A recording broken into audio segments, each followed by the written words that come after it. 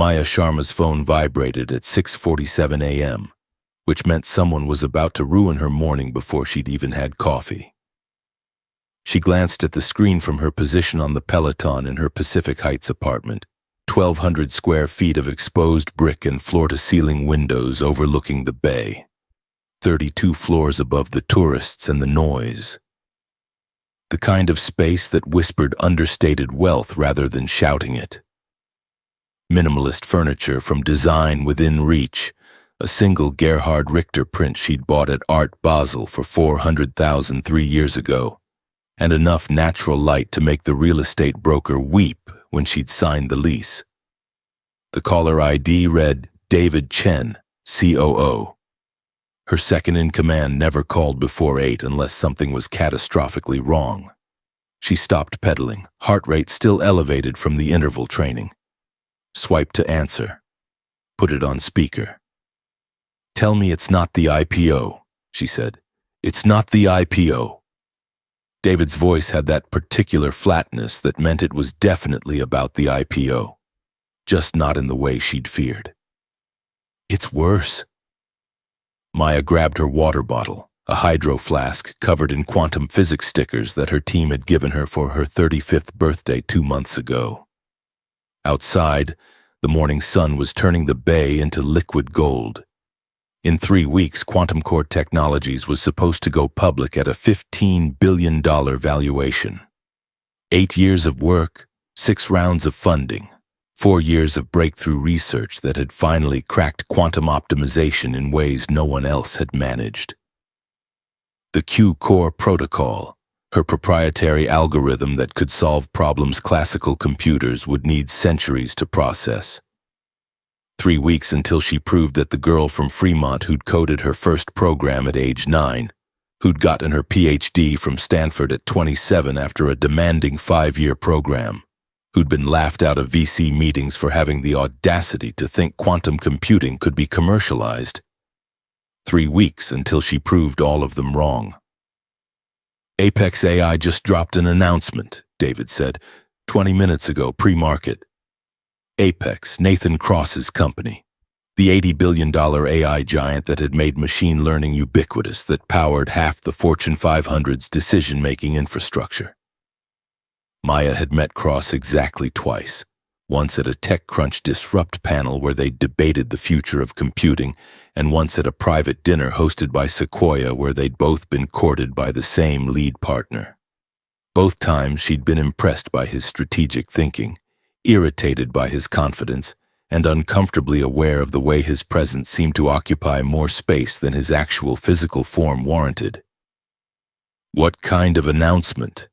"They're launching quantum-enhanced neural networks, calling it Q-Neuron. They claim it uses quantum algorithms to optimize AI training at speeds previously impossible. The technical specifications they released." David paused. Maya could hear him breathing, the kind of careful breath someone took before delivering news they knew would detonate. "Maya, it looks exactly like our Q-Core protocol. Not similar. Identical architecture, same approach to qubit stabilization, same error correction methodology. It's like they had our entire research roadmap." The Peloton screen showed her stats. Average output 247 watts, 93rd percentile for her age group. She'd always liked quantifiable achievement. Numbers didn't lie, numbers didn't steal.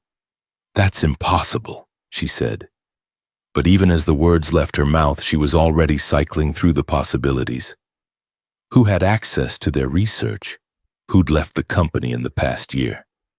Which employees had Nathan Cross's recruiters approached? "We have NDAs. We have air-gap development environments. We have..." "I know what we have. I'm telling you what they announced. The market's already reacting. We're getting calls from the IPO underwriters. Goldman wants an emergency meeting. The syndicate is spooked." Maya stood up from the bike, legs still shaking slightly from the workout. Walked to the windows. Down below, the early morning runners were doing their loops along the waterfront. People whose biggest problem today would be whether to get oat milk or almond milk in their cortados. "Send me everything," she said. Apex's announcement, technical specs, whatever analysis you've done. I'll be in the office in 45 minutes. Maya, there's one more thing. The announcement specifically mentions that Q-Neuron will be available to enterprise customers in 3 weeks. Same timeline as our IPO roadshow. The same timeline. That wasn't coincidence. That was strategy. She ended the call and stood at the window for 30 seconds, watching the bay, watching the morning light, feeling the careful architecture of 8 years starting to crack. Then she went to take the fastest shower of her life. The Porsche Taycan Turbo S, silver with cognac interior, $185,000, 0 to 60 in 2.6 seconds. Made the drive from Pacific Heights to Quantum Core's Soma headquarters in exactly 12 minutes at this hour. Maya had bought it 6 months ago after the Series D round closed at a $2 billion valuation. A small concession to the fact that she'd been driving a 10-year-old Honda Civic and her lead investor had pointed out that optics mattered when you were trying to convince enterprises to bet their infrastructure on your technology. She'd argued that engineers didn't care about cars. He'd replied that board members did. The Taycan was a compromise. Electric, fast, expensive enough to signal success but not so ostentatious as to seem frivolous. The kind of car a serious CEO drove. She still missed the Honda sometimes. Quantum Core occupied 3 floors of a renovated industrial building south of Market, the kind of exposed beam polished concrete space that screamed successful, startup but not yet established tech giant. The lobby had a 15-foot-tall art installation made of fiber optic cables that pulsed with light in patterns mimicking quantum entanglement. Maya had commissioned it from an MIT Media Lab graduate for $90,000. It was beautiful, educational, and completely impractical, which made it perfect. The elevator ride to the 3rd floor took 40 seconds. She used them to pull up Apex AI's announcement on her phone. The language was careful, precise. After extensive research and development, Apex AI is proud to announce Q-Neuron, a revolutionary architecture that combines quantum computing principles with advanced neural networks. Technical specifications followed: qubit coherence times, error correction rates, training speed improvements. Every number matched Quantum Core's internal benchmarks within a 3% margin. The elevator doors opened. Her assistant, Jennifer, was already waiting with coffee. Oat milk latte from Blue Bottle. Exactly the way Maya liked it, hot enough to drink immediately but not scalding. Jennifer was 26, Wellesley grad, efficient in a way that bordered on prescient. Maya paid her $120,000 a year plus equity because good assistants were worth more than most VPs. Conference room 1, Jennifer said. David's there with Priya and James. Priya Mehta, Chief Technology Officer. James Washington, General Counsel, the core team. Maya had hired all of them personally, vetted them through 6 interviews each, built a company culture where brilliance mattered more than pedigree. Though it turned out most of them had pedigree anyway. Priya had a PhD from Caltech. James had done 8 years at Cravath before she'd convinced him that startups were more interesting than M&A law. The conference room had a glass wall overlooking the main engineering floor, 200 desks, each with multiple monitors, whiteboards covered in equations, the low hum of servers in the climate-controlled room beyond. Maya had designed the space to make hierarchy visible but not oppressive. She wanted everyone to see that leadership worked as hard as they did. David looked like he'd already been at the office for 2 hours, which he probably had. Salt and pepper hair, designer glasses, a Brunello Cucinelli cardigan that had cost $1,800 and looked like something a professor would wear. He'd been COO at 2 previous startups, both successful exits, and he'd taken a pay cut to join Quantum Core because he believed in the technology. Or maybe because he believed in Maya. She'd never asked which. What Maya also didn't know was that David's successful exits had been largely eaten by a brutal divorce settlement 2 years ago, and that his daughter's treatment for leukemia, now thankfully in remission, had cost him nearly everything his stock options hadn't already lost to legal fees. The Cusinelli cardigan was from better times. "Show me the comparison," Maya said, setting down her coffee. Priya pulled up 2 screens on the monitor. Left side, Quantum Core's Q-Core protocol architecture diagram, the one they'd shown to exactly 17 people under NDA. Right side, Apex AI's Q-Neuron architecture from this morning's announcement. Maya studied them for 90 seconds of absolute silence. They weren't identical. That would have been too obvious. But they were evolutionary cousins. Same fundamental approach to quantum error correction using surface codes. Same methodology for entangling qubits to maximize coherence times. Same insight about using variational quantum algorithms for the optimization problems that made neural network training so computationally expensive. The differences were cosmetic, like someone had taken their blueprint and changed the font. "This is theft," Maya said quietly. "This is industrial espionage." "Can we prove it?" James leaned forward, lawyer mode engaged. He was tall, black, wore suits from Suit Supply that fit well enough to look expensive without actually being expensive. "Because if we're going to make that accusation publicly, we need evidence. Apex has very good lawyers." "Nathan Cross has Victor Chen's firm on retainer," David added. "Morrison and Forster. They'll bury us in motions before we even get discovery." Maya turned to Priya. "Who's had access to our Q-Core research in the past 18 months? Full access, maybe 30 people. Compartmentalized access where someone could see part but not the whole system? Another 100. Employee departures? 12 people have left the company in the past year. Most went to other startups. 1 went to Google. 1... Priya paused. "Dr. James Wu went to Apex AI 15 months ago." The name hung in the air like smoke. "Wu had full access," Maya said. It wasn't a question. "He was lead researcher on quantum algorithm optimization. He knew the entire protocol." Maya remembered Wu. Brilliant. Stanford PhD in quantum physics, published papers that had advanced the field.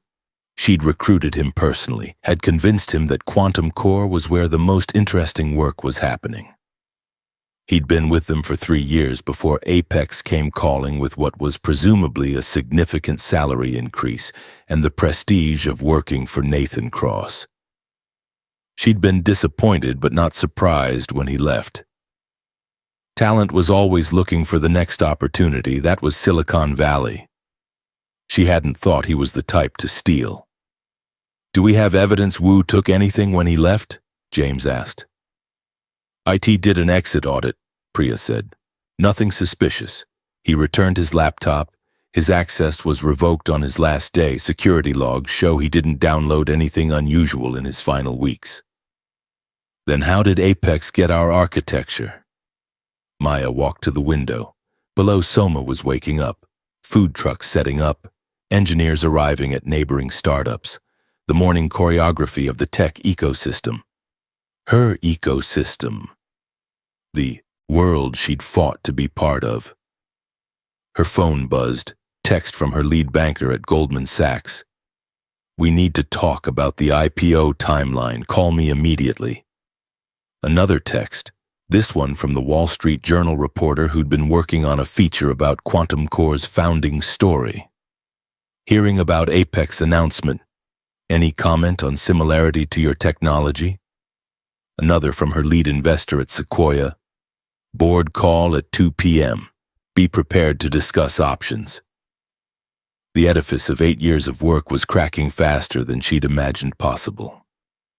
"What are our options?" she asked, turning back to the team.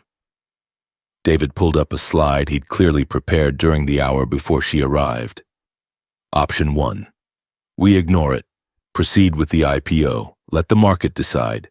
Risk. Investors will see this as a competitive threat. Our valuation will suffer, maybe significantly. Option 2, James continued.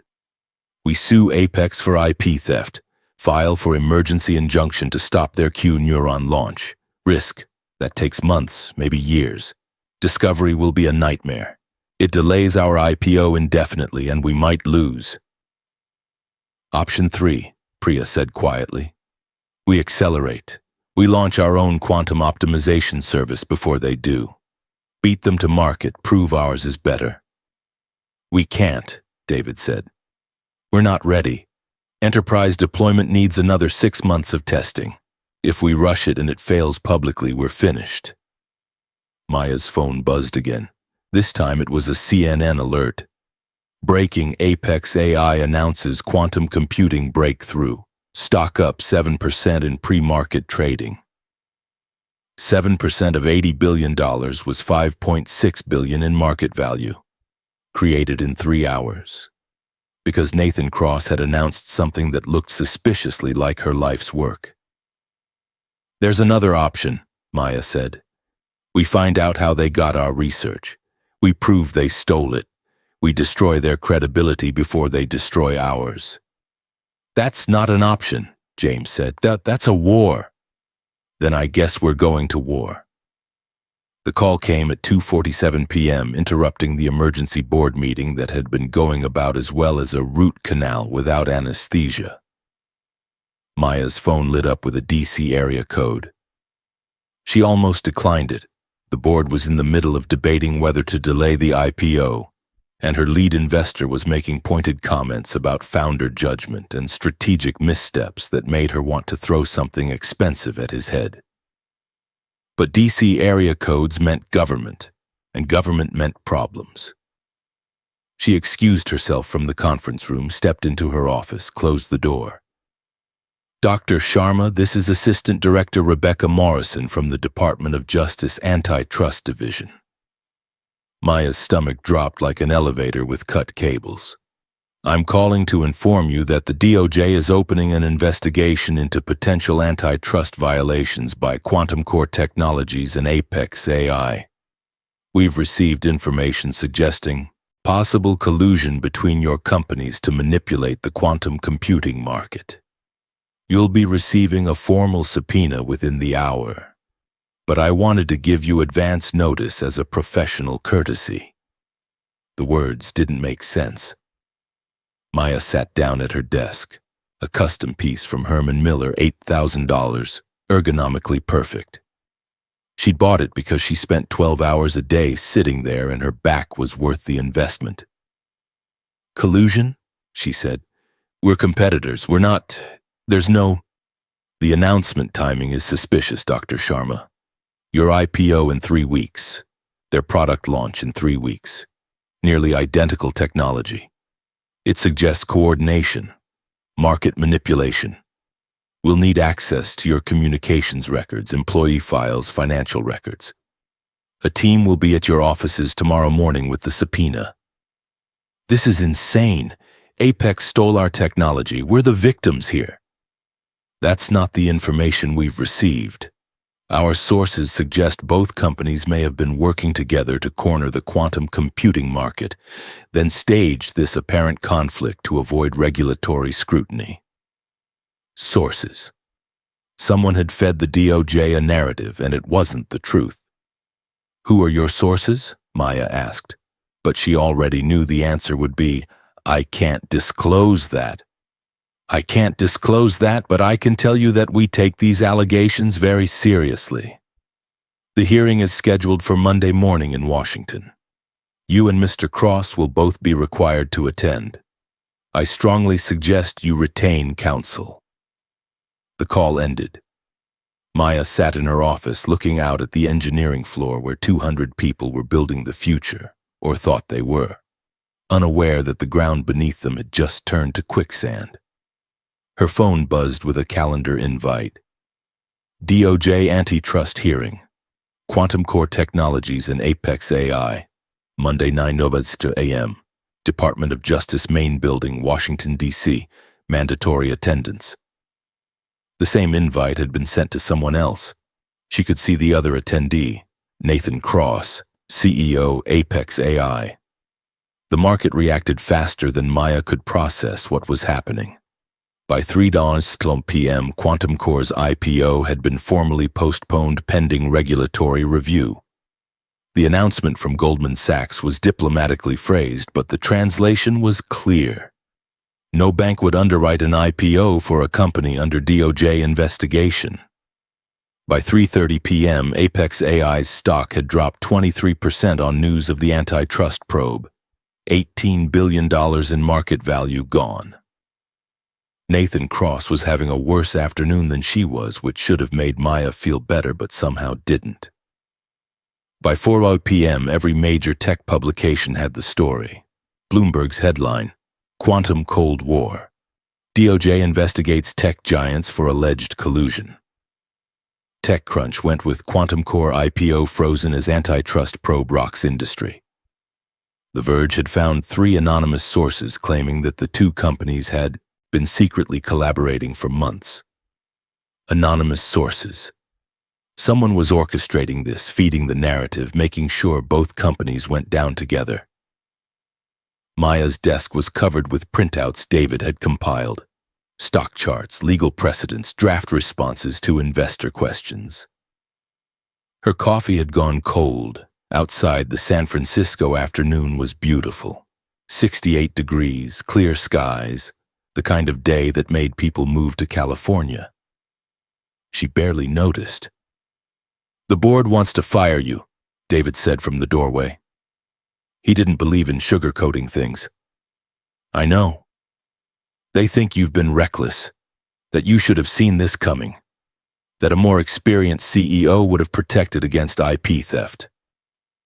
A more experienced CEO wouldn't have built the technology in the first place." Maya stood, walked to the window. "Everything they're rich off of, everything that made us worth $15 billion, I did that, not them. I know. I'm just telling you where their heads are at. What do you think I should do?" David was quiet for a moment. He'd been in the startup world for 20 years, had seen companies implode, had seen founders lose control, had seen investors stage coups in the name of protecting their investment. "I think," he said carefully, "that you need to find out what actually happened. Not what the DOJ thinks happened. Not what the media is reporting, what actually happened. Because right now someone is destroying both companies, and the only person with motivation to figure out who and why is you. And Cross. You think I should work with him? I think you're both drowning, and the only lifeboat is working together to find whoever pushed you overboard." Maya turned from the window. David was watching her with the expression of someone who'd bet his career on her judgment and was hoping that bet would pay off. "He might actually be the thief," she said. "Then working with him will expose that, but Maya—" David took off his glasses, rubbed his eyes. He looked tired. They were all tired. "If he's not, if someone is setting both of you up, you have 30 days before the DOJ makes a recommendation to the Federal Trade Commission. If they recommend blocking both companies from operating, if they refer criminal charges, we're done. Not delayed. Not damaged. Done. 30 days to save 8 years of work." Maya pulled out her phone, pulled up Nathan Cross's LinkedIn profile. The photo showed him in a Tom Ford suit, gray at the temples, the kind of calculated casual perfection that came from having stylists and good genes.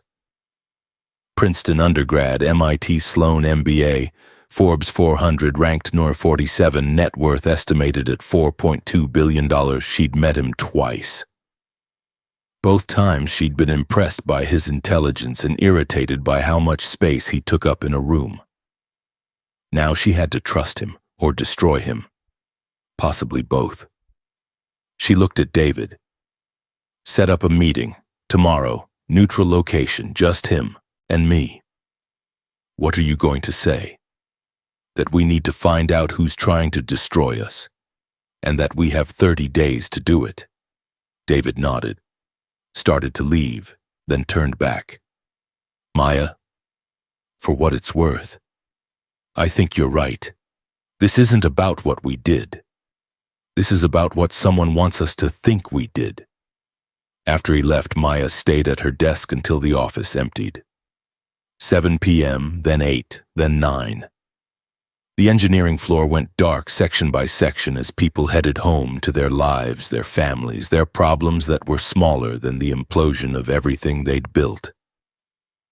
She opened her laptop, pulled up the quantum algorithm architecture that had taken her 4 years to develop. Lines of code, mathematical proofs, innovations that had required new approaches to physics and computer science simultaneously. Beautiful, elegant, hers. Someone had stolen it or tried to. Someone had fed the DOJ a false narrative. Someone wanted both companies to fail. Who benefited from that? Her phone buzzed one more time. Email from an unknown sender, subject line. You're asking the wrong questions. She almost deleted it as spam, but something made her open it. The message was brief. Nathan Cross didn't steal from you. You didn't steal from him. But someone wants you both to believe you did. Someone who benefits from quantum computing never reaching the market. You have 30 days to figure out who. The DOJ meeting Monday is a trap. Work together or lose everything separately. A friend. Maya read it 3 times. Anonymous, untraceable, possibly a prank or a distraction or another layer of manipulation. Or possibly the truth. She looked at the Q-Core protocol on her screen, then at the calendar reminder for Monday's DOJ hearing. 9 a.m., Washington, D.C., her and Nathan Cross together in a room facing allegations that neither of them fully understood. Outside, San Francisco was settling into evening. The lights of the city spread out like a constellation. Maya had come here at 26 with a PhD in a dream. She'd spent 8 years building something impossible. She'd been 3 weeks away from proving that the impossible was just hard, not unachievable. Now someone was trying to take it all away. She closed her laptop, grabbed her bag, headed for the elevator. 30 days. She'd worked with less. The DOJ building on Pennsylvania Avenue looked exactly like a place where careers went to die. Limestone and marble and the kind of architectural authority that made even innocent people feel guilty. Maya arrived at 8:43 a.m. wearing a Navy theory suit that had cost $200 and made her look like someone who took regulations seriously. Her Cartier Tank Française showed the time with mechanical precision. 17 minutes until the hearing. She'd flown out last night on the red-eye, spent the flight reviewing every email, every employee file, every piece of evidence that might explain how Apex AI had acquired technology that looked identical to hers. She'd gotten 90 minutes of sleep in a seat that cost $4,800 and still left her with a stiff neck. The lobby security checkpoint moved slowly. Government efficiency. Maya pulled out her phone while waiting, scrolled through the morning's headlines. The Wall Street Journal had devoted half the front page to the DOJ investigation. Tech's quantum problem. Innovation or collusion? The article quoted 3 unnamed sources who claimed Quantum Core and Apex had been in secret negotiations for months. Lies, all of it. But lies that were meticulously constructed, planted in exactly the right places, designed to shape the narrative before the truth could catch up. Dr. Sharma, she turned. Nathan Cross stood 5 feet away wearing a charcoal Tom Ford suit that probably cost $6,000. A white shirt with French cuffs and a tie that managed to be both understated and clearly expensive. His watch was a Patek Philippe. She couldn't see the reference number from this distance, but knowing Cross's reputation, it was probably worth more than her car. He looked tired. Good. She was tired too. Mr. Cross, she said, keeping her voice neutral. They hadn't spoken since the investigation was announced. His general counsel had reached out to James, suggested they coordinate legal strategy, but James had declined. Trust wasn't something you built when someone had just stolen your proprietary technology. "I assume you've seen the coverage," Nathan said. "Hard to miss. For the record, I didn't steal your research." Maya studied him. He met her eyes directly, no shifting, no tells. Either he was telling the truth or he was an exceptional liar. In Silicon Valley, those skills often overlapped. "Then how did your team develop technology identical to mine?" she asked. "That's what I'd like to know." Before Maya could respond, a woman in a DOJ badge approached them. "Dr. Sharma, Mr. Cross. Assistant Director Morrison will see you now." The hearing room was smaller than Maya expected. A conference table that could seat 12, windows overlooking Pennsylvania Avenue, and Rebecca Morrison sitting at the head with 2 assistants and enough legal documents to build a modest fort. Morrison was 50-ish, gray suit, minimal jewelry, the kind of practiced neutrality that came from years of not showing her cards. She gestured to the chairs. "Please sit. We have a lot to cover." Maya sat across from Nathan, close enough to see the details she'd missed in the lobby. His tie was Hermes, the pattern subtle enough to require close inspection.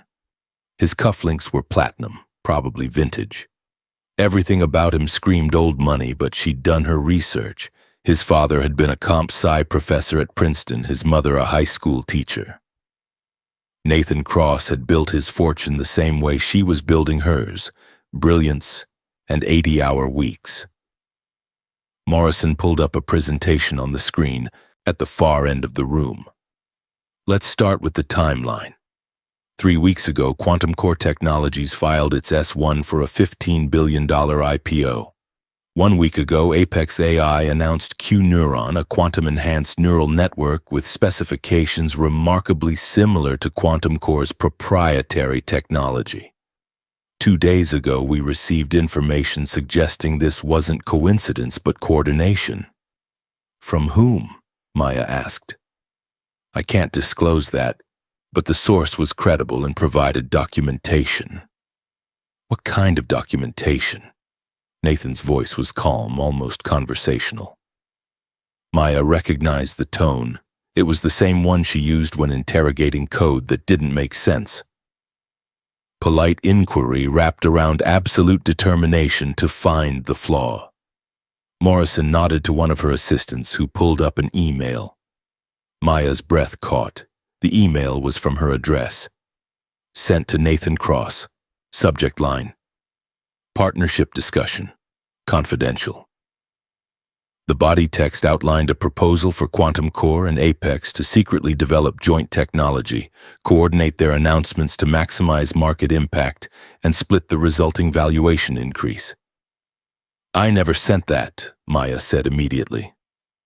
"The metadata confirms it originated from your email server," Morrison said. "Same with the 12 other emails in the chain. Detailed technical discussions between your team and Mr. Cross's team. Coordination on timing, agreement to make the competitive posturing look authentic while actually collaborating behind the scenes." Nathan leaned forward. "I never received those emails. I've never seen them before this moment." "They were found in your company's email archive, along with these." Morrison pulled up more emails, these from Nathan's address to Maya's. Same conspiratorial tone, same evidence of collusion. Maya felt the trap closing. Someone had fabricated an entire email chain, planted it in both companies' servers, made it look authentic enough to trigger a federal investigation. "This is a setup," she said. "Someone hacked both our systems, planted false evidence." "Dr. Sharma, I appreciate that this is stressful, but I need you to understand the seriousness of the situation. The Sherman Antitrust Act makes it illegal for competitors to collude to manipulate markets. The penalties include substantial fines, operational restrictions, and potential criminal charges. If you have information that would help us understand what actually happened." Now would be the time to share it. Maya looked at Nathan. He was staring at the fabricated emails with an expression she recognized because she'd worn it herself 3 days ago when this nightmare started. The realization that someone had weaponized your own infrastructure against you. "We need to see all the evidence," Nathan said. "Everything you have. If someone planted these emails, there will be inconsistencies, digital fingerprints, traces that prove they're fake. You'll have access to discovery once we file formal charges," Morrison said. "But that's not why I called you here today. I wanted to give you both the opportunity to cooperate. If you're willing to acknowledge the collusion, provide evidence of how it was structured, we might be able to recommend reduced penalties." "We can't acknowledge something that didn't happen," Maya said. Morrison closed the folder in front of her with the finality of someone who'd heard every excuse. "Then I suggest you retain excellent legal counsel. We'll be filing formal charges within 30 days. You're both free to go." The hallway outside the hearing room was empty except for Nathan's general counsel, a woman in her 60s wearing a Chanel suit and an expression that suggested she'd been through worse. She took one look at Nathan's face and said, "That bad?" "Worse," Nathan said. He turned to Maya. "We need to talk, privately." Maya hesitated. Every instinct said not to trust him. But David's words echoed. "You're both drowning, and the only lifeboat is working together." "There's a coffee shop 2 blocks from here," she said. 10 minutes. The coffee shop was the kind of generic DC establishment that served overpriced lattes to junior staffers and lobbyists. Maya ordered an oat milk cappuccino and found a table in the back corner away from the windows. Nathan arrived 6 minutes later with an Americano and the kind of focused intensity that suggested he'd come to the same conclusion she had. "Someone is destroying both our companies," he said without preamble. "Those emails are fake. The question is who has the sophistication to forge them and the motivation to want us both eliminated." Maya pulled out her laptop. "I've been analyzing the timeline. Your Q-Neuron announcement came 3 weeks before my IPO. That timing is too perfect to be coincidence. Someone knew both our schedules. My team has been developing neural network optimization for 2 years. Nathan said. "We hit breakthrough in the quantum integration 6 months ago. The announcement was scheduled to coincide with our Q3 earnings call. That date has been on the calendar for a year. And my IPO timeline has been public since we filed the S1, so someone who knew both schedules could coordinate the perception of collusion." Nathan leaned back. "Which means someone with access to information from both companies. An investor who holds stakes in both? A service provider? A consultant?" Maya had already run those calculations on the flight. "We don't have overlapping investors. Our law firms are different. Our banks are different. The only connection point I can find is that we both recruited from the same talent pool. Stanford, MIT, Caltech," Nathan said. "Everyone in quantum computing comes from the same dozen programs. One of your lead researchers used to work for me, Dr. James Wu." Something shifted in Nathan's expression. "Wu joined us 15 months ago. Brilliant physicist. He's leading our quantum division. He had full access to our Q-core protocol, every line of code, every research paper, every architectural decision. You think he stole it and brought it to us? I think it's suspicious that your quantum breakthrough happened after you hired someone who knew all our secrets." Nathan pulled out his phone, sent a text, then looked back at Maya. "Wu's work has been exceptional. But you're right, the timing is concerning. We need to interview him. Together." "Why together?" "Because if he's guilty, he'll have different stories for each of us. If we compare notes, inconsistencies will show up. And because—" Nathan paused, seemed to be calculating whether to say what he was thinking. Because I'm starting to suspect that neither of us is the villain here. Which means we need to stop treating each other as enemies and start working together to find whoever actually is. Maya studied him across the coffee shop table. In the flat DC morning light, he looked less like the arrogant tech mogul from the magazine covers and more like someone who'd built something important and was watching it threatened by forces he didn't understand. If we're going to work together, I need complete transparency, she said. Full access to your development logs, your code repositories, your employee communications, everything. Same terms for Quantum Core. And this stays between us, no lawyers, no board members, no investors. The more people who know we're investigating, the more chances for whoever's behind this to cover their tracks. Nathan extended his hand across the table. 30 days to find the truth. Maya shook it. His grip was firm, warm, lasted exactly the appropriate professional duration. She was either making the smartest decision of her career or the biggest mistake. The borrowed office space belonged to a venture capital firm on Sand Hill Road, Greylock Partners, managed by a friend of Nathan's who owed him a favor and was willing to ask no questions. 2 rooms, standing desks, enough whiteboards to map out complex conspiracies, and most importantly, neutral territory where neither of their teams would find them. Maya arrived at 2 p.m. with her laptop, 3 external hard drives containing Quantum Core's complete development history, and the distinct sense that she was violating about 15 NDAs. Nathan was already there, jacket off, sleeves rolled up, surrounded by printouts of code and timeline charts. His watch, she could see it clearly now, a Patek Philippe Nautilus 57111 in rose gold, sat on the desk beside him. Easily $150,000 on the secondary market. He'd taken it off to work, which suggested he actually did work, that the wealth wasn't just performance. I pulled our complete development history for Q-Neuron, he said without looking up. Every commit, every code review, every architectural decision. If Wu brought your code to us, there should be traces. Sudden jumps in, capability, approaches that don't match our team's usual methodology. Maya sat up at the other desk. I've been thinking about the fabricated emails. The metadata Morrison showed us looked authentic. That means someone with serious technical capability. Not just hacking, sophisticated forgery. Could be state level, Nathan said. China, Russia, someone who wants to slow down U.S. quantum development. Or corporate espionage, a competitor who wants both of us eliminated. Who competes with both of us? We're in different spaces, your quantum infrastructure, we're AI applications.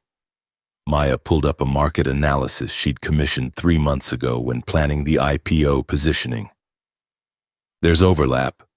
Quantum computing can optimize AI training. AI can improve quantum error correction. We were never direct competitors, but we were on convergent paths. In 5 years, we would have been fighting for the same customers.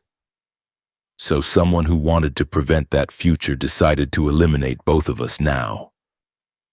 Nathan stood, walked to the whiteboard, started mapping possibilities. His handwriting was precise, engineering trained. Competitors who benefit from our destruction. Google Quantum, IBM, Microsoft, Intel's quantum division, plus a dozen startups that would love our market share. But would any of them have the capability to forge emails, plant them in both our systems, and coordinate a DOJ investigation? Maya joined him at the whiteboard. That's not just corporate espionage. That's sophisticated psychological operations. They worked in silence for 20 minutes, pulling apart code, comparing development timelines, looking for the fingerprints of theft. Maya found herself impressed despite her lingering suspicion. Nathan's code review methodology was meticulous. He asked good questions. He saw patterns she'd missed. Here, he said finally. November 15th, 6 months ago. Q-Neuron development had been progressing steadily. Then we hit a breakthrough. Qubit stabilization error rates dropped by 40% overnight.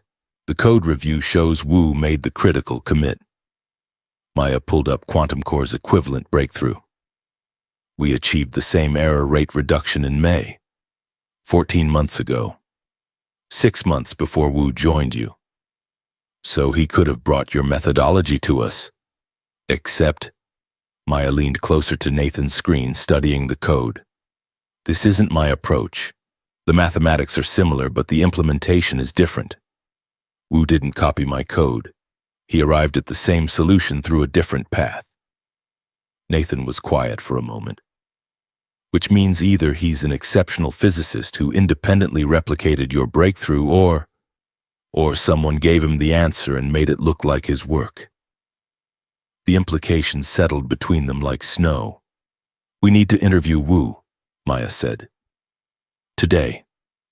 Dr. James Wu lived in a Palo Alto Craftsman that probably cost $3.5 million, had a Tesla Model S in the driveway, and answered the door in Stanford sweatpants, looking confused to find his current CEO and his former CEO standing on his porch. Dr. Sharma, he said then. Nathan, is everything okay? We need to ask you some questions about your work, Nathan said. Can we come in? Wu's living room was exactly what Maya expected from a quantum physicist. Books on higher mathematics, a standing desk with 3 monitors, a poster from the Aspen Physics Center, and enough IKEA furniture to suggest he spent his money on other things. Coffee table from the Copenhagen Institute for Advanced Study. Framed photo of him with Peter Shore. This is about the DOJ investigation, Wu said, sitting down heavily on the couch. I knew it would come back to me eventually. I left Quantum Core, joined Apex, worked on similar technology. It looks bad. Did you bring any of Quantum Core's proprietary research with you when you left? Maya asked directly. No, absolutely not. I signed NDAs, I understand IP law, and honestly, Dr. Sharma, Wu looked at her with something close to desperation. I would never do that to you. You gave me my first opportunity after my PhD. You believed in my work. I left because Apex offered more money and the chance to lead a division, but I didn't steal anything. Then how did you achieve the same qubit stabilization breakthrough we did? Maya asked. I didn't. Wu pulled out his laptop, opened his research notes. The breakthrough wasn't mine. I was working on surface code optimization, making incremental progress. Then one morning I came in and found a solution in my shared drive. Anonymous upload, no attribution, just perfect, complete. The error correction approach I'd been struggling with for months, solved. Nathan leaned forward. Someone uploaded a solution to your drive? When? November 14th. I reported it to our security team, asked IT to trace the upload source, but they said it came from my credentials, from my laptop. But I didn't do it. Maya felt the pieces shifting. You think someone hacked your account, uploaded the solution, made it look like your work? I know they did, because I'm good, but I'm not that good. That breakthrough required insights I hadn't developed yet. Why didn't you report this more aggressively? Nathan's voice had an edge. I tried. Security said the log showed I'd uploaded it myself. They suggested I'd done it while tired and forgotten. After a while, I started to doubt my own memory, and honestly, Wu looked embarrassed. The solution worked. It was brilliant. It made Q-Neuron possible. I told myself maybe I had figured it out and just didn't remember. Sleep deprivation does strange things. Maya stood, walked to the window. Outside, Palo Alto's tree-lined streets looked peaceful, civilized. Inside, someone was systematically destroying careers. Who has access to your credentials? She asked. IT department, our security team. Anyone with admin access to Apex's systems. Wu paused. But it would have to be someone sophisticated, someone who knew enough quantum physics to recognize that the solution I'd been given was exactly what Quantum Core had developed. Someone who wanted to make it look like I'd stolen it. Someone who wanted both companies to look guilty, Nathan said quietly. Maya turned from the window. Wu, you were at a conference when the breakthrough code appeared in your drive. The Zurich Quantum Computing Symposium, right? November 14th. Yes, I was presenting our preliminary results. There's video, hundreds of witnesses, which gives you an airtight alibi that someone could verify, Maya said. You couldn't have uploaded the code because you were in another country. But the logs say you did, which means someone specifically wanted to frame you in a way that wouldn't hold up to scrutiny. Why frame me if it wouldn't hold up? Wu asked. Because, Nathan said, standing as well, they didn't need it to hold up forever. Just long enough to create the appearance of theft. Just long enough to trigger an investigation. Maya met Nathan's eyes across Wu's living room. The same realization was forming in both their minds. This was never about actual theft, she said. This was about creating the appearance of theft. The emails, the code plants, the coordinated timing. Someone wanted to build a narrative of collusion sophisticated enough to fool the DOJ but sloppy enough that we'd eventually find the inconsistencies. But why? Nathan asked. If the goal was to destroy us, why make it possible to prove our innocence? Because, Maya said slowly, proving our innocence takes time. Investigation, discovery, analysis. And we have 30 days before the DOJ files formal charges. Maybe whoever's behind this doesn't need us destroyed permanently. Maybe they just need us paralyzed long enough for something else to happen. Wu was looking between them like a spectator at a tennis match. What happens in 30 days? My IPO window closes, Maya said. If I don't go public by December 15th, my investor agreements trigger a down round. The company gets revalued at a fraction of current worth. And Apex's board has been pushing me to step down, Nathan added. There's a vote scheduled for December 20th. If this investigation is still active, they'll have grounds to replace me with someone more stable. So someone wants both of you removed from your companies, Wu said. But who benefits from that? The question hung in the air like a sword. Maya and Nathan worked until midnight in the Greylock offices, fueled by Vietnamese takeout from University Avenue and the kind of focused intensity that came from having a deadline and a mystery. They'd spread Wu's development logs across 3 monitors, comparing timestamps, analyzing code commits, looking for any trace of who'd uploaded the breakthrough solution. Nathan had called in a favor from a cybersecurity expert who owed him money, the kind of favor that happened off books and left no paper trail. The expert, a woman named Sarah Chen, who'd done stints at both NSA and Google, had spent 4 hours analyzing the upload metadata. Her conclusion: professional work, state-level sophisticated. The digital fingerprints had been scrubbed so thoroughly that even trying to find them left traces of scrubbing, which itself was evidence of how good the perpetrator was. Whoever did this knows what they're doing, Sarah had said before leaving at 11 p.m. This isn't corporate espionage, this is intelligence community level work. Now it was just Maya and Nathan, surrounded by code and cold coffee, and the growing sense that they were in deeper than they'd imagined. I keep coming back to the same question, Maya said, rubbing her eyes. She'd been staring at screens for 9 hours straight. Who benefits from both of us being removed from our companies? Nathan had loosened his tie sometime around 8 p.m. His hair was slightly disheveled in a way that made him look less like a magazine cover and more like an actual human. Competitors, investors who want to install new management, governments that want to slow quantum development.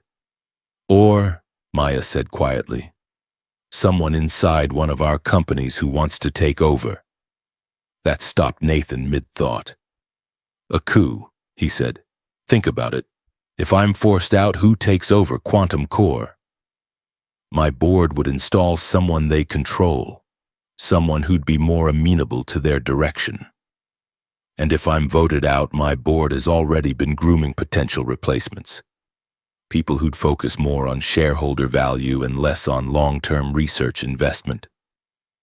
Maya stood, walked to the whiteboard where they'd been mapping possibilities. We've been assuming the enemy is external. But what if it's internal? What if someone on your board or mine is orchestrating this? That would require access to both companies' internal systems, knowledge of both our schedules, the ability to plant evidence without being detected. A board member would have that access, or someone they hired. Nathan pulled up his laptop, started typing. Let me check something. My board has 9 members. 3 are from our original Series A investors. 2 are independent directors. 1 is from our Series C lead. And 3 are... He paused. 3 are from the same investment firm, Redwood Capital Partners.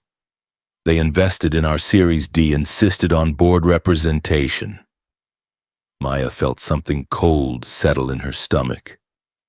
Redwood Capital Partners invested in Quantum Core's Series C. They have 2 board seats. The silence in the room was absolute. Redwood has board control in both companies, Nathan said slowly. If they wanted to remove us, they could coordinate the vote. But why go through this elaborate scheme? Why not just call for a vote directly? Because, Maya said, pulling up Redwood's portfolio on her laptop, a hostile board vote makes them look bad. They'd face lawsuits, shareholder backlash, reputation damage. But if we're removed because of a DOJ investigation, because of alleged criminal activity, they're the heroes protecting their investment. Nathan stood, walked to stand beside her at the laptop, close enough that she could smell his cologne. Something subtle, probably Creed or Tom Ford, expensive but not overwhelming. Close enough to see the code still displayed on his laptop reflected in his eyes. Redwood manages $40 billion in assets, he said, reading over her shoulder. They have portfolio companies in AI, quantum computing, semiconductors, cloud infrastructure. If they controlled both Apex and Quantum Core, they'd have unprecedented power in the next generation of computing. And we're in the way, Maya said. I won't sell. You won't sell. We built these companies. We're not going to hand them over to investment managers who see them as chess pieces. So they're removing us from the board. Maya turned to look at him. They were standing very close, she realized. Close enough to see that his eyes weren't just brown but had flecks of amber.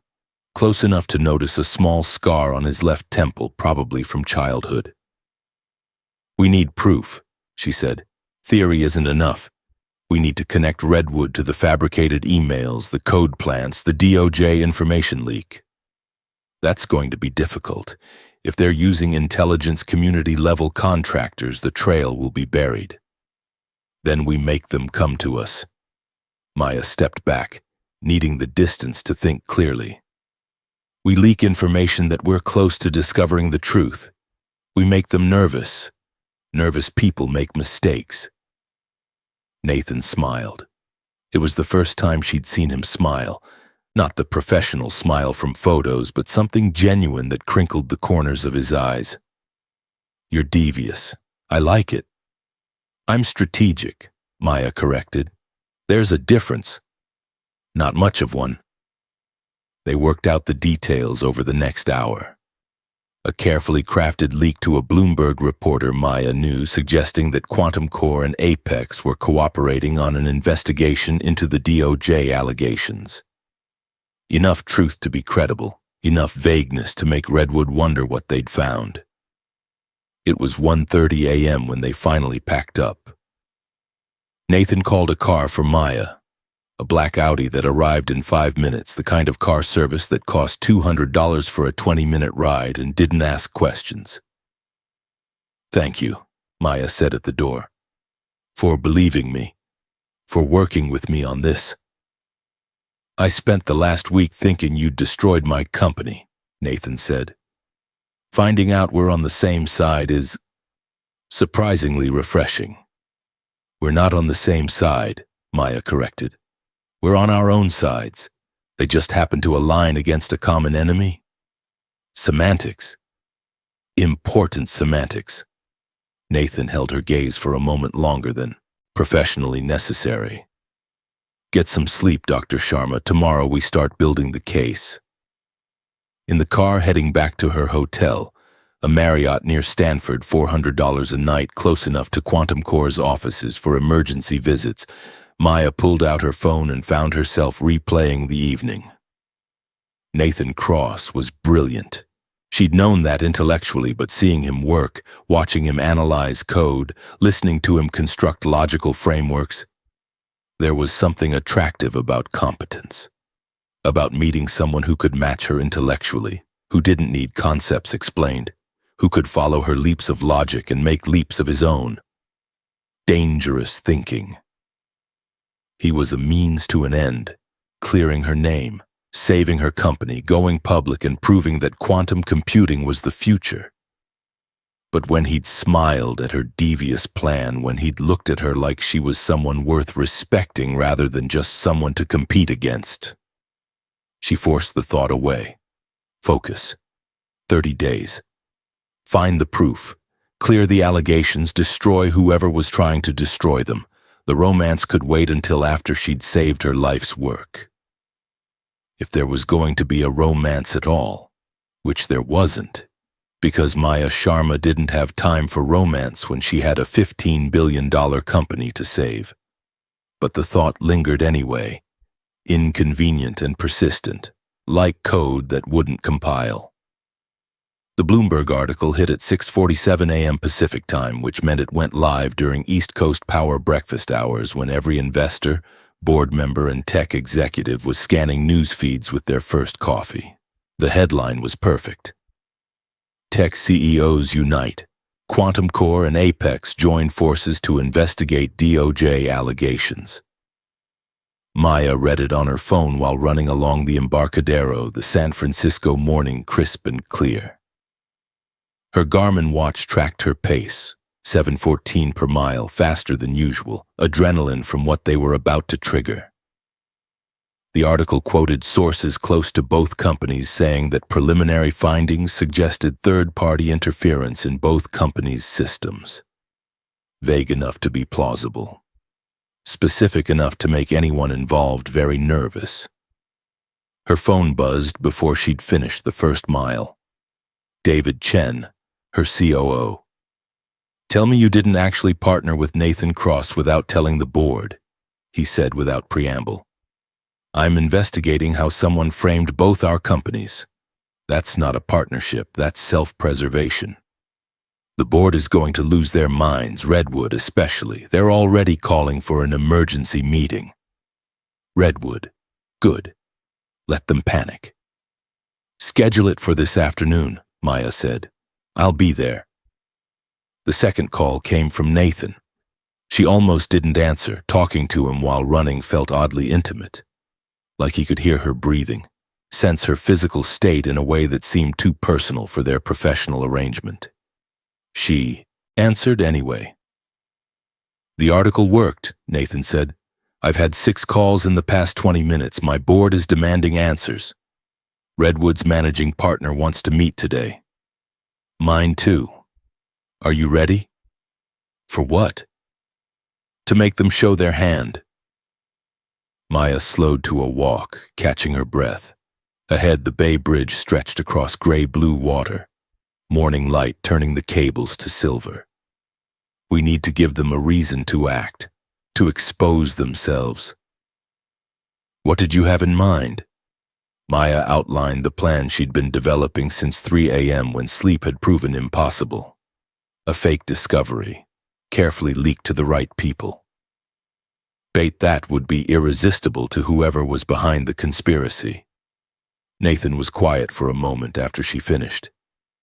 "That's either brilliant or suicidal. Sometimes those are the same thing. When do we start?" "Today.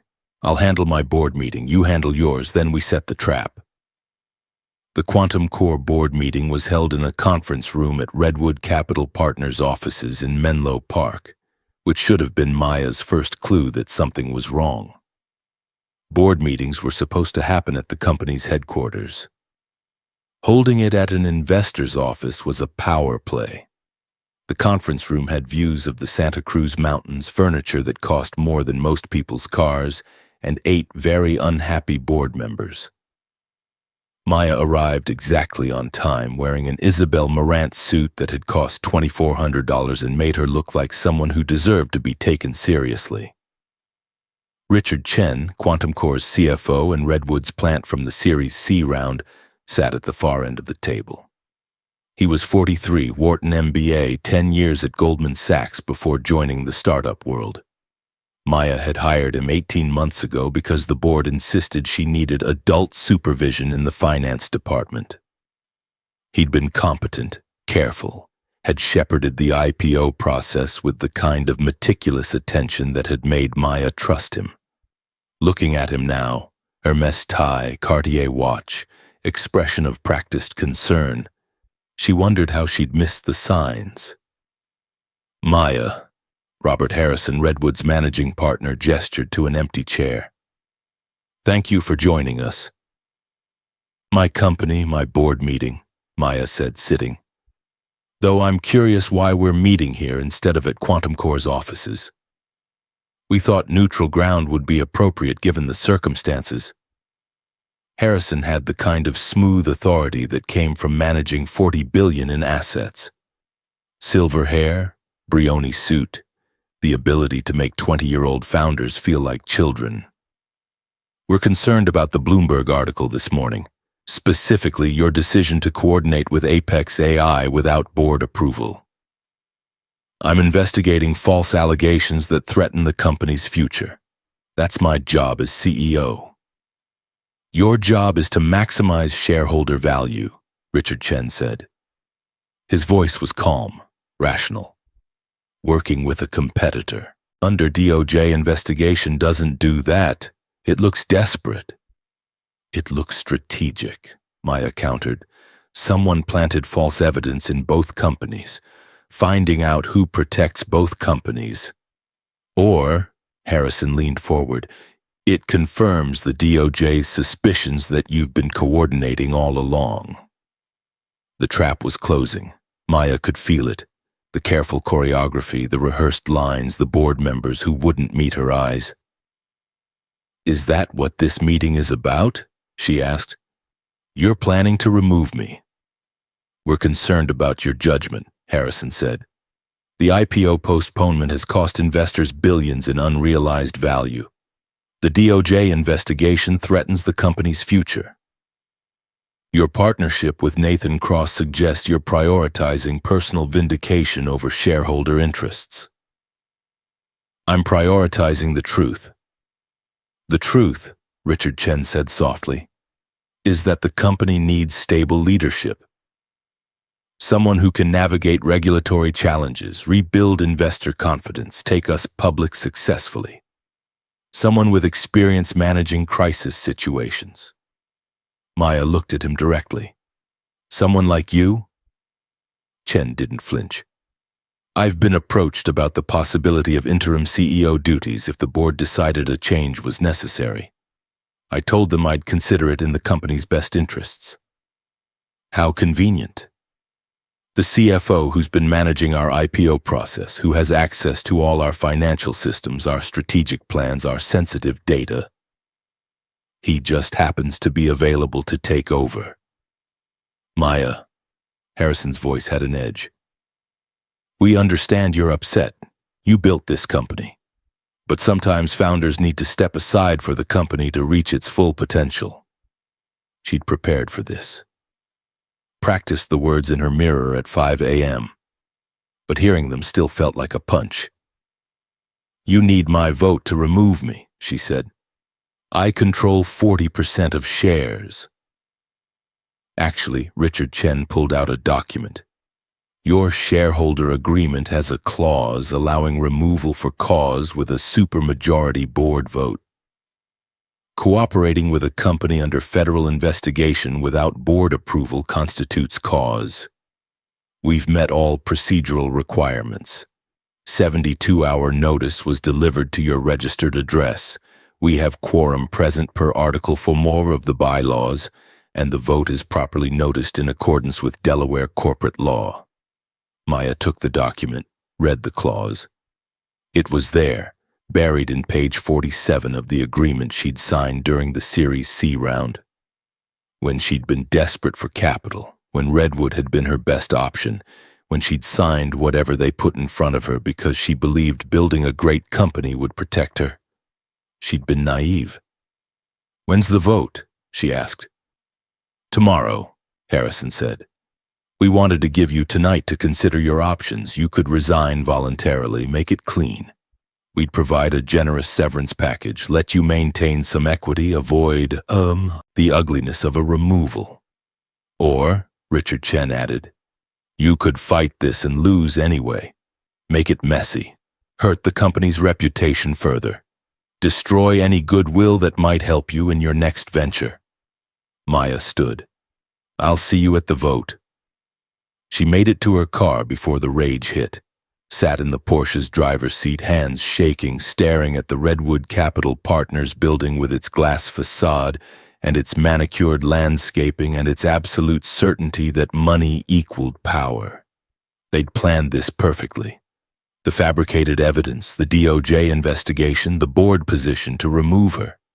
All of it orchestrated to steal her company. Her phone buzzed. "Nathan." "How did your board meeting go?" he asked. "They're voting to remove me tomorrow, you?" "Same, scheduled for the same day." He paused. "Maya, this is coordinated. They're doing it simultaneously to prevent either of us from warning the other, from building a defense. It's Redwood, has to be.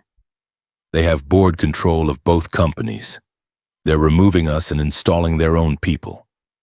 Why not just buy us out? Make an acquisition offer? Because we wouldn't sell. You built Apex from nothing. I built Quantum Core from nothing. We're not going to hand over our companies to investment managers." Maya started the car, heard the electric motors whisper. They needed a way to force us out that looked justified. The DOJ investigation gave them cover. So what do we do? Maya pulled out of the parking lot onto Sand Hill Road, past the identical VC buildings where billions of dollars made and destroyed companies daily. "We prove it," she said. "We find evidence connecting Redwood to the fabricated emails, the code plants, everything. We expose them before tomorrow's vote. That's less than 24 hours. Then we'd better work fast." They met at the Greylock offices again, this time with Sarah Chen, the cybersecurity expert, and a lawyer Nathan knew from his Princeton days who specialized in corporate fraud.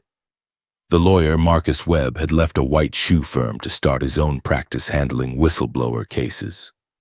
He had the look of someone who'd seen every corporate crime and was no longer surprised by human behavior.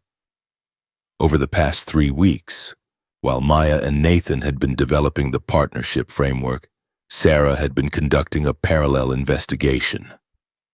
Forensic analysis of both companies' systems. Chain of custody documentation for the planted evidence. Pattern analysis of the email metadata. The kind of methodical, unglamorous work that built ironclad legal cases. "What you're describing is conspiracy to commit securities fraud," Marcus said after they'd reviewed Sarah's findings. "If Redwood orchestrated this to depress your stock prices, manipulate board control, force you out, that's criminal. SEC would be interested. DOJ would be very interested." "We need proof," Nathan said. "Theory doesn't matter." "The emails are the key." Sarah Chen pulled up her analysis. "Someone with sophisticated capabilities planted them in both your systems. That level of access requires either an insider or someone an insider hired. If we can trace the payment for that work, we can connect Redwood." "Richard Chen," Maya said suddenly. "He's my CFO. He manages all financial transactions. If Redwood hired someone to hack our systems, if they paid for that work, The payment had to go through accounting somehow. Same with my CFO, Nathan said. James Morrison. He joined from Redwood's portfolio company 6 months ago. I thought it was great to have someone with financial expertise. Now I'm wondering if he was planted. Sarah nodded. CFOs have access to everything. Payment systems, wire transfers, offshore accounts. If they're sophisticated enough to hide the payments in legitimate expense categories, it would take a forensic audit to find. Which we don't have time for, Maya said. The vote is tomorrow. Marcus leaned back. Then you need to make them confess, create a situation where one of them panics, makes a mistake, reveals something they shouldn't know. A trap, Nathan said. Like we did with the Bloomberg article, Maya added. But more direct, more personal. They spent the next 3 hours planning. A fake discovery, convincing enough to make Richard Chen believe they'd found real evidence. A confrontation designed to make him reveal what he knew. Sarah would record everything, video, audio, digital forensics of his responses. It was risky. If Chen didn't take the bait, they'd have nothing. If he was innocent, they'd have destroyed a professional relationship for no reason. But Maya's instincts said he wasn't innocent. The way he'd been so prepared at the board meeting, the clause he'd cited from memory. The interim CEO offer that had clearly been arranged weeks in advance. Richard Chen was guilty, they just needed to prove it. The message went out at 8 p.m. Richard, we need to meet, tonight, urgent. Found something in the server logs you need to see. Maya. Chen responded in 4 minutes. Where? Quantum Core offices, my conference room, 9 p.m. Maya and Nathan arrived at 8:30, set up the recording equipment Sarah had provided. Cameras hidden in the conference room's smoke detectors. Audio recording from Maya's phone, positioned on the table. Digital forensic software running in the background, ready to track any unusual network activity if Chen tried to access their systems remotely. Nathan looked at her across the table. You ready for this? I've been ready since I built this company 8 years ago. That's not what I asked. Maya met his eyes. In the past week, she'd spent more time with Nathan Cross than almost anyone else in her life. Late nights analyzing code, early mornings strategizing, shared meals and shared purpose. She'd learned that he took his coffee black, that he thought in algorithms, that he had a daughter from a previous marriage who was studying computer science at Stanford. She'd learned that when he concentrated, he tapped his pen against his laptop in a rhythm that matched whatever music was playing in his head. She'd learned that competence was attractive, that strategic intelligence could create chemistry more powerful than physical attraction, that fighting beside someone against a common enemy built bonds that normal courtship couldn't match. Dangerous thoughts, distracting thoughts. I'm ready, she said. Richard Chen arrived at 9:03 p.m. wearing business casual, no tie, expensive shirt, the kind of calculated informality that said, I'm important enough not to dress up for evening meetings. His Cartier tank watch caught the conference room lights. Maya, he said, what's this about? Sit down, Richard. He sat, noticed Nathan. What's he doing here? Mr. Cross and I have been comparing notes, Maya said. Interesting things start to appear when two companies under investigation share information. I'm not sure that's wise, given the DOJ. We found the payments, Nathan interrupted. The wire transfers to the offshore accounts, the ones used to hire the hackers who planted the evidence. It was a lie. A calculated gamble. They hadn't found any payments. But Richard Chen's expression shifted. Just for a second, just a flicker of something that might have been panic, and Maya knew they'd hit the target. I don't know what you're talking about, Chen said. Sure you do. Maya pulled up a fake document on her laptop, turned the screen so Chen could see it. It was a spreadsheet Sarah had created, professional enough to look authentic, vague enough not to constitute fraud. wire transfers to numbered accounts, dates that corresponded with the evidence plants, amounts that could plausibly pay for sophisticated hacking. Chen studied it. He was good. His face remained neutral, professional. But his right hand moved to his phone almost unconsciously. The gesture of someone who wanted to call someone, report something, ask for instructions. "This is fabricated," he said finally. "Is it?" Nathan leaned forward. "Because it matches transactions in Apex's financial records perfectly, same dates, same amounts.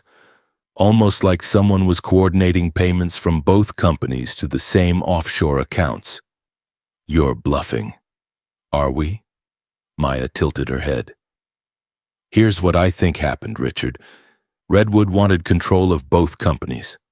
They installed you as my CFO, installed James Morrison as Nathan's CFO. You had access to all our systems, all our financial records, all our strategic planning. You hired contractors to fabricate the emails, plant the evidence, create a narrative of collusion. Then you tipped off the DOJ, made sure the investigation went public at exactly the right time. That's an interesting conspiracy theory." "The payments prove it," Nathan said. "We've already turned the evidence over to the SEC. They're very interested in securities fraud involving major tech companies." "Another lie?" But Chen didn't know that. "You think you're clever," Chen said, and something in his voice changed. The professional courtesy dropped away, revealing something colder underneath. "You think you figured it out, but you're missing the bigger picture." "Why don't you explain it to us?" Maya said softly. Chen stood, walked to the window. Below, Soma was lit up, the constellation of startups and tech companies that made San Francisco the center of the innovation universe. "You're brilliant engineers, both of you, but terrible business people. You build companies like they're research projects. You care about technology, about innovation, about changing the world. You don't care about returns, about maximizing shareholder value, about the investors who took risks funding your dreams." "Investors like Redwood," Nathan said. "Redwood manages money for pension funds, for university endowments, for foundations. Real people depending on returns. They can't afford CEOs who prioritize innovation over profitability." "So they decided to remove us," Maya said. "They decided to install management that understood fiduciary responsibility." Chen turned back from the window. "The DOJ investigation was unfortunate, but necessary. You wouldn't leave voluntarily, you wouldn't sell. You had to be forced out in a way that made you look incompetent rather than making Redwood look hostile." "You're confessing," Nathan said quietly. Chen smiled. "I'm explaining reality. There's a difference. And you're recording this, obviously. I saw the camera setup when I walked in, very subtle but not quite invisible. But it doesn't matter, nothing I've said is actually illegal. I explained a theoretical scenario, I didn't confess to anything." He was right. They'd gotten him to reveal the motivation but not the mechanism, not enough for criminal prosecution. Maya stood. "You're right, Richard, you're very clever, but you made one mistake." "What's that?" "You assumed I was just a brilliant engineer, that I didn't understand business, didn't understand politics, didn't understand how power works." Maya pulled out her phone, opened an email, turned it so Chen could see. "While you were busy orchestrating this coup, I was doing some engineering of my own. Specifically, I installed monitoring software on our financial systems. Software that tracks every transaction, every wire transfer, every offshore payment. The email showed real transactions, real wire transfers from Quantum Core's accounts to numbered offshore entities. Dates matching the evidence plants. Payments Chen had authorized using his CFO credentials." Chen's face went white. "That's not fabricated," Maya said. "That's real. And it's already been sent to the SEC, the FBI, and the DOJ. along with the recordings from this conversation where you explained the motivation behind securities fraud. You can't. The wire transfers were authorized by you, Nathan added.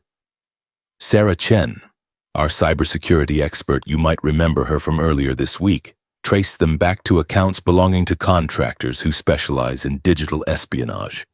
Contractors who planted the fabricated emails.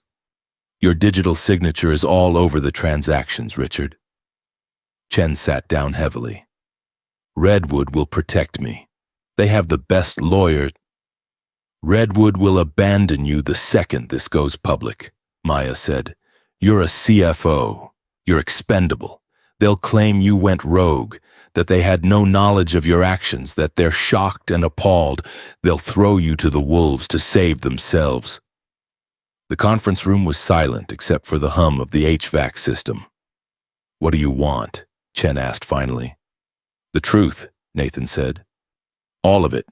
Who gave the orders, how the scheme was structured, what the end game was. Full confession, signed and witnessed. In exchange for what? We don't press criminal charges, Maya said. We let you resign quietly, keep whatever money you've already made. You disappear from the tech world and don't come back. Chen looked between them, calculating, weighing options, prison time versus comfortable obscurity. Harrison gave the orders, he said finally. Robert Harrison, Redwood's managing partner. He wanted control of both companies. Said quantum computing and AI were going to converge, that whoever controlled both would control the next generation of enterprise computing. He couldn't buy you out because you wouldn't sell. So he decided to force you out. How did he recruit you? Money. A lot of it. $5 million in a Cayman account. Another 5 when you were removed, board seat and equity in the new combined company Redwood was planning to create after taking control. Chen laughed bitterly. I thought I was being smart, building wealth. Turns out I was just building a case against myself. The hackers? Harrison hired them through intermediaries. Former intelligence contractors, very expensive, very good. They planted the emails, hacked Wu's credentials to upload the code, made it all look convincing enough to trigger a DOJ investigation. The DOJ contact was someone Harrison knew from his Harvard days. He didn't give them false information. He just pointed them toward evidence that looked suspicious when viewed a certain way. And the board votes? Coordinated. Harrison has allies on both boards. The vote was supposed to be tomorrow, simultaneous, clean removal of both CEOs, installation of Redwood-approved management, eventual merger of the companies under new leadership. Redwood would own the entire quantum AI space. Maya pulled out a legal document Marcus Webb had prepared. Sign this. Full confession. Every detail you just told us. Names, dates, financial arrangements. Chen read it, signed it. Looked like he'd aged 10 years in the past 20 minutes. What happens now? He asked. You resign effective immediately, Nathan said. You transfer all documents related to this scheme. You never work in tech again. If you're very lucky and very quiet, you might avoid prison. After Chen left, Maya and Nathan sat in the conference room in silence. The recording equipment was still running. The evidence was secured. They'd won. We need to get this to the DOJ by morning, Nathan said finally. Clear our names before the board votes. Marcus is already drafting the disclosure. Maya stood, walked to the window where Chen had stood minutes before. It's over. The investigation, the allegations, all of it. Your IPO can proceed. Your stock will recover. They should have been celebrating, should have been calling their teams, their lawyers, their boards, should have been planning the press release that would vindicate them both. Instead, Nathan stood and walked to where Maya was standing, close enough that she could see the exhaustion in his face, the lines that a week of crisis had etched around his eyes. I was wrong about you, he said quietly. You said that before. I mean it more now, he smiled. You're devious, strategic, brilliant, and absolutely relentless. I've spent the past week watching you outmaneuver some of the smartest, most ruthless people in Silicon Valley. It's been impressive and terrifying. And he stopped. They were standing very close now, close enough that Maya could feel the heat from his body, could smell his cologne, could see the exact moment when the professional distance they'd been maintaining became impossible to sustain. "And," she prompted, "and I keep thinking about what happens after this is over, when we go back to being competitors. When you're running Quantum Core and I'm running Apex and we're fighting for the same customers, the same talent, the same future." "We were always going to be competitors," Maya said. "I know, but I'm starting to wish we weren't." The kiss happened in that liminal space between professional colleagues and something else entirely. Nathan's hand came up to cup her face, his thumb brushing her cheekbone, and Maya forgot about board meetings and IPOs and everything except the fact that competence was attractive and intelligence was sexy, and she'd spent a week fighting beside someone who matched her in every way that mattered. The kiss was soft at first, tentative, a question rather than a statement. Then Maya's hands found his shirt collar and pulled him closer, and the question became an answer, and the answer became a promise. When they broke apart, Nathan rested his forehead against hers. "This complicates things." "Everything is already complicated." "True," he smiled. "What do we do about it?" Maya stepped back, needing distance to think clearly. "We clear our names, we save our companies, we go public with the truth about Redwood, and then we figure out how two competing CEOs can date without it becoming a corporate governance nightmare." "Is that what this is? Dating?" "I don't know what this is," Maya admitted. "But I know I don't want it to end just because the crisis is over." Nathan pulled out his phone, started typing. "I'm texting Marcus, telling him to draft a strategic partnership agreement between Apex and Quantum Core. Official collaboration on quantum-enhanced AI development. Separate companies, separate management, but coordinated research and shared IP on the integration work. A business partnership, which gives us a legitimate reason to work together, to see each other regularly, to build something neither of us could build alone." He looked up from his phone. "Unless you think that's a terrible idea." Maya considered it. The strategic implications, the market reaction, the fact that a partnership between competing companies would face regulatory scrutiny and investor skepticism. Then she considered the alternative, going back to competing, to seeing Nathan only at industry conferences, to building their futures separately. "I think it's brilliant," she said, "both strategically and personally." "Good." Nathan's phone buzzed. "Marcus says the SEC wants to meet first thing tomorrow morning. We should go, prepare the disclosure, make sure we're ready." The next 48 hours tested every negotiation skill Maya had developed over 8 years of startup warfare. Goldman Sachs called first. Jennifer patched through Robert Morrison, the lead investment banker who'd been managing Quantum Core's IPO roadshow with the smooth confidence of someone who'd taken 50 companies public. That confidence was notably absent now. "Maya, help me understand the strategic rationale here." His voice was carefully neutral, which meant he was furious. 3 weeks before the largest quantum computing IPO in history, you announce a partnership with the company that just stole your IP. "The company that was framed for stealing our IP," Maya corrected. "We have evidence of a conspiracy. The DOJ investigation will be dropped tomorrow morning, but yes, we're forming a strategic partnership with Apex. The optics are that 2 CEOs refused to be pawns in a corporate manipulation scheme. We investigated, we found the truth, and we're turning potential competitors into collaborators. That's strategic strength, not weakness." Morrison was silent for 3 seconds. "The syndicate is spooked. Morgan Stanley wants to reduce their allocation. Several institutional investors are reconsidering. Your valuation is at risk. Maya switched her phone to video, pulled up a slide deck she'd assembled at 3 a.m. Send me the list of concerned investors. I'll do individual calls. Nathan Cross will join where appropriate. We'll make the case.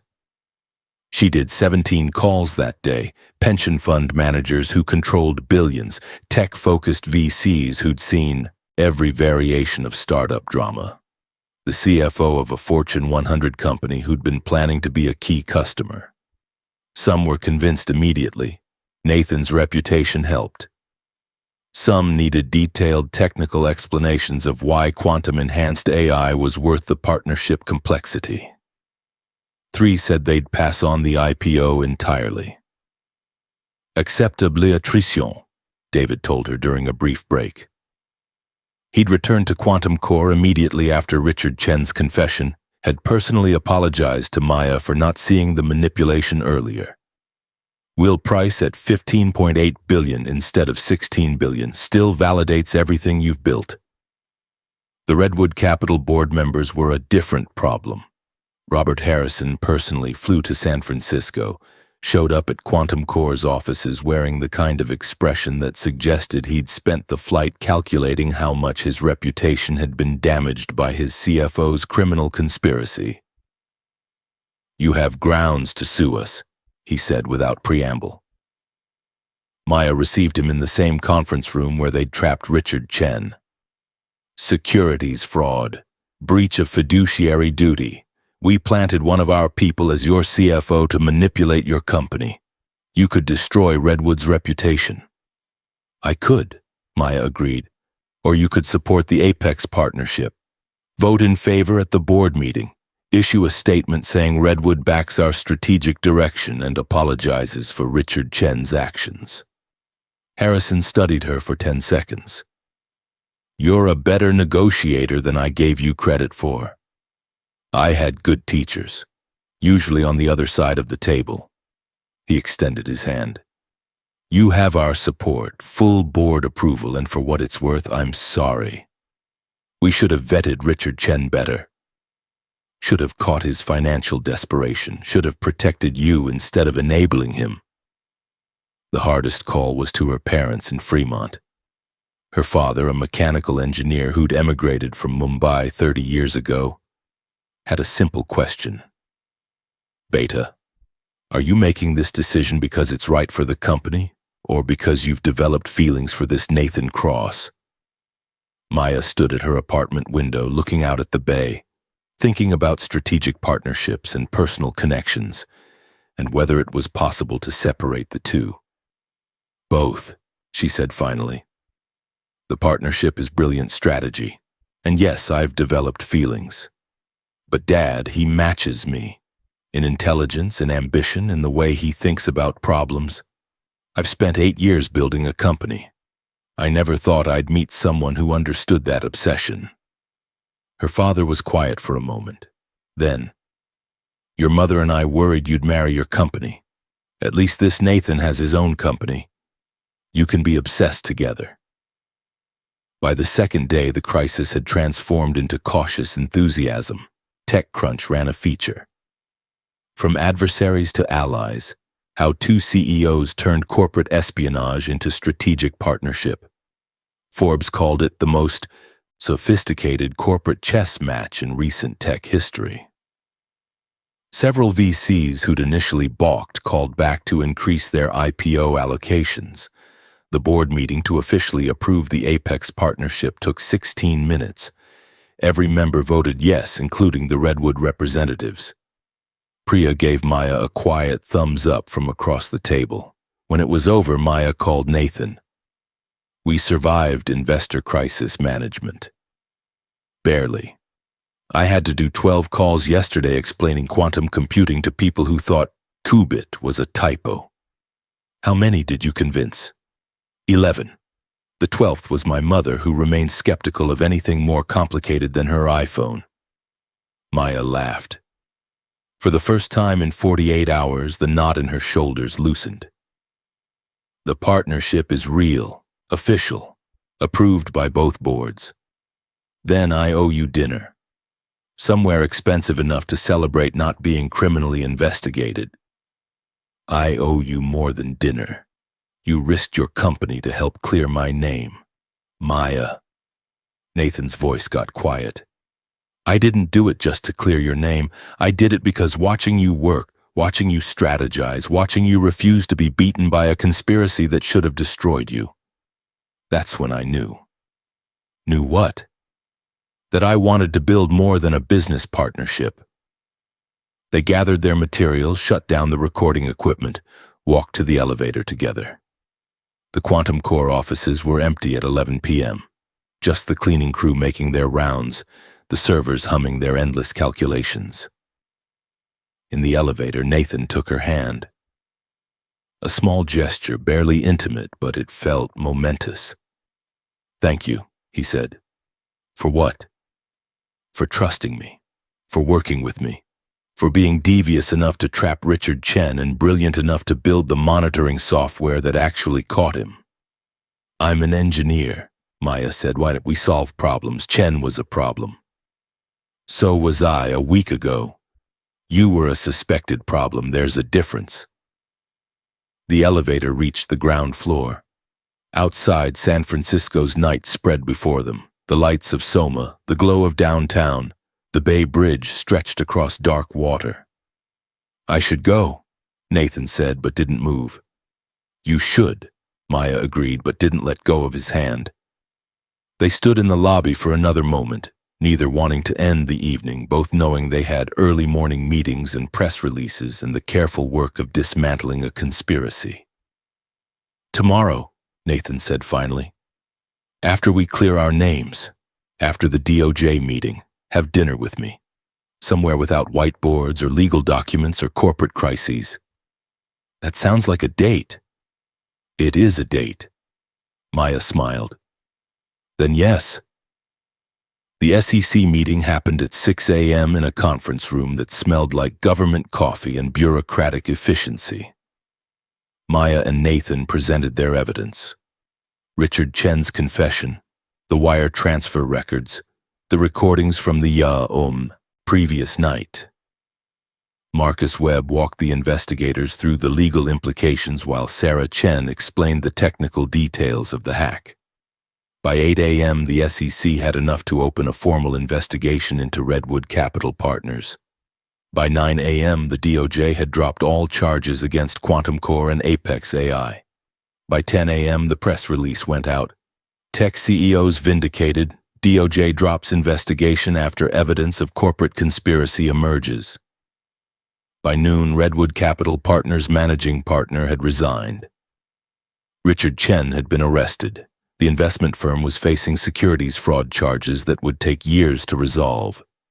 By 2 p.m., Maya's board had withdrawn the removal vote and issued a formal apology. By 4 p.m., Quantum Core's IPO was back on schedule.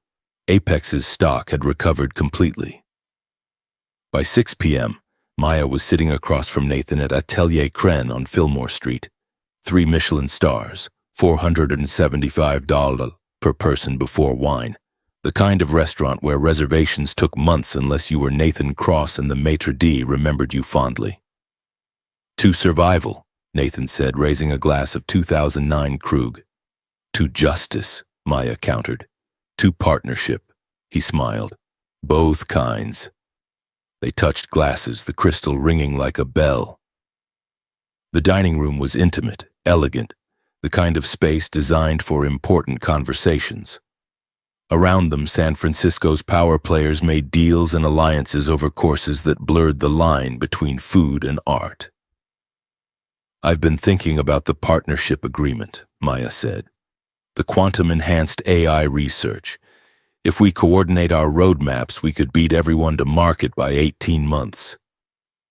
Are we really going to talk business on our first date? This is what we do. We build companies, we solve problems, we see opportunities, and we execute. Fair point. Nathan set down his champagne. But I have a counter-proposal. For the next 2 hours, we don't talk about companies or technology or markets. We talk about everything else. Who we are when we're not CEOs. What we want that has nothing to do with valuations or board seats. Maya considered this. It had been so long since she'd thought about herself as anything other than Quantum Core's founder. 8 years of identity built around building a company. I don't know if I know how to do that, she admitted. Then we'll figure it out together. Nathan leaned forward. Tell me something that has nothing to do with quantum computing. I like running along the Embarcadero in the mornings. The way the light hits the water, the tourists aren't awake yet, and it feels like the city belongs to people who actually live here. I collect vintage watches, not just expensive ones, watches with history. I have a 1953 Omega that belonged to a NASA engineer. The back is engraved with coordinates from one of the early Mercury launches. They talked through 14 courses. Kren's artistic interpretation of California ingredients, each played a small masterpiece. They talked about running and watches and books and the pressure of building companies while trying to maintain some version of a life outside work. They talked about Nathan's daughter, who was 22 and wanted to build neural networks for climate modeling. They talked about Maya's parents, who'd immigrated from India and still didn't quite understand what their daughter did for a living, but were proud anyway. They didn't talk about IPOs or board meetings or corporate conspiracies. And somewhere between the amuse-bouche and the dessert course, Maya realized she was on a date with someone who challenged her intellectually, respected her professionally, and made her laugh with dry observations about Silicon Valley's absurdities. Someone who'd spent a week fighting beside her without once questioning her capability or her judgment. Someone who saw her as a partner, not a competitor to be defeated. The realization should have scared her, should have triggered all her defenses about not getting distracted, not letting personal feelings interfere with professional goals, not risking everything she'd built for something as unstable as romance. Instead, it felt like the most strategic decision she'd made all week. I should tell you, Nathan said over coffee that cost $18 and tasted like it had been blessed by monks.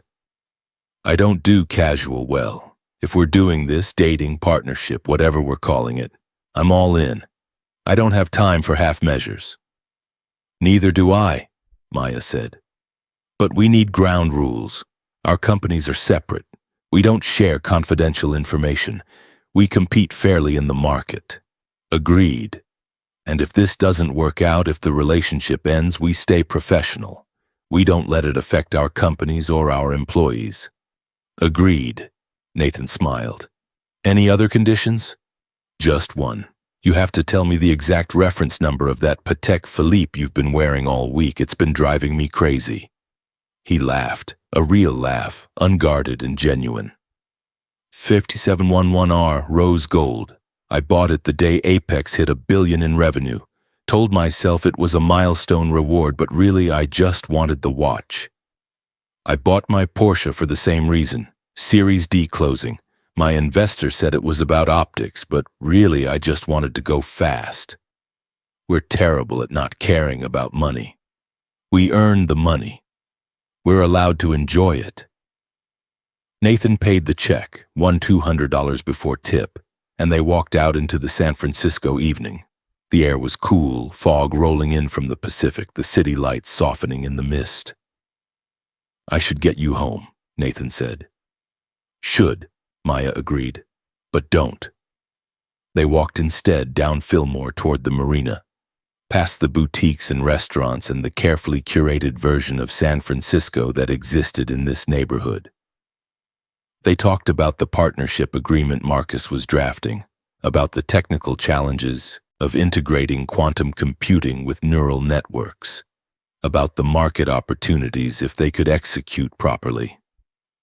They were both incapable of not talking about work, Maya realized, but at least they were incapable together. At her car, Nathan kissed her again, slower this time, deliberate, the kind of kiss that promised more than it delivered but suggested the delivery would be worth waiting for. Tomorrow, he said. We announce the partnership. Official press release, joint statement, the whole corporate communication machine. And after that, we build something extraordinary. Both the company partnership and the other kind. Maya drove home to her Pacific Heights apartment. The bay dark beyond the windows, the city quiet, and found herself smiling at traffic lights for no reason except that she'd spent the evening with someone who made strategic planning feel like foreplay. Her phone buzzed with a text from Nathan. Just told my daughter I'm dating a quantum computing CEO. She said, finally someone who can keep up with you. Maya typed back, my parents think I should marry a doctor. I'm not sure a tech billionaire counts. I'll work on my bedside manner. She laughed, sent back a string of eye-roll emojis, and fell asleep planning quantum-enhanced neural networks and what to wear to tomorrow's press conference. 6 months later, the press conference at the Moscone Center drew 300 journalists, 50 industry analysts, and enough cameras to make Maya grateful she'd spent extra on the Acris suit. She stood on stage next to Nathan, both of them flanking the screen showing their joint announcement. Quantum Neuron, the first commercially available quantum-enhanced AI platform. Built by Quantum Core's algorithms and Apex's neural networks. Available to enterprise customers starting next quarter. The technology they'd built separately, they'd perfected together. The companies remained independent. Quantum Core had gone public at $16.2 billion. Apex had recovered its market value. But the partnership had created something neither could have achieved alone. Maya fielded questions about technical specifications. Nathan handled questions about market strategy. They'd practiced the presentation separately and together, knew how to hand off seamlessly, how to complement each other's explanations. Professional. Polished. Partners. One more question, the moderator said. There have been rumors about your relationship beyond the business partnership. Any comment? Maya and Nathan exchanged glances. They'd discussed this, planned for it, agreed on the response. We're focused on building transformative technology, Nathan said. Personal relationships are personal. But for the record, Maya added, yes, we're together. And no, it doesn't affect our professional judgment or our company's independence. Next question. The press ate it up. By evening, every tech publication had the story. Quantum romance tech CEOs confirm relationship. Bloomberg's headline was her favorite. Power couple, how two CEOs built a partnership that works in business and life. That night in Nathan's Russian Hill penthouse, 30th floor, views that cost $28 million and furniture that probably cost more than her first startup. They celebrated with Silver Oak, Alexander Valley, and takeout from Joe's Shanghai because neither of them had eaten since breakfast. We did it, Maya said, curled up on a couch that was more comfortable than it had any right to be. Built the partnership, launched the product, survived the press conference. We did. Nathan poured more wine. Though I should warn you, my daughter wants to meet you. She has questions about quantum error correction that she insists only you can answer. Tell her I have questions about using neural networks for climate modeling. We'll trade expertise. This is going to be our life, isn't it? Technical discussions over holiday dinners, bringing laptops to vacation, solving problems together instead of competing.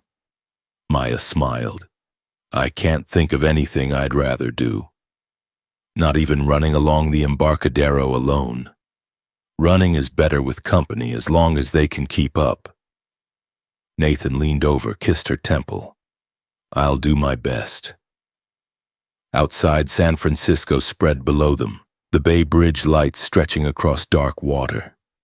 The city's hills dotted with houses like scattered stars, 800,000 people building their own empires, fighting their own battles, solving their own problems. Maya had spent 8 years proving that quantum computing could change the world. She'd faced theft and conspiracy and corporate coups. She'd built a $15 billion company from nothing but mathematics and determination.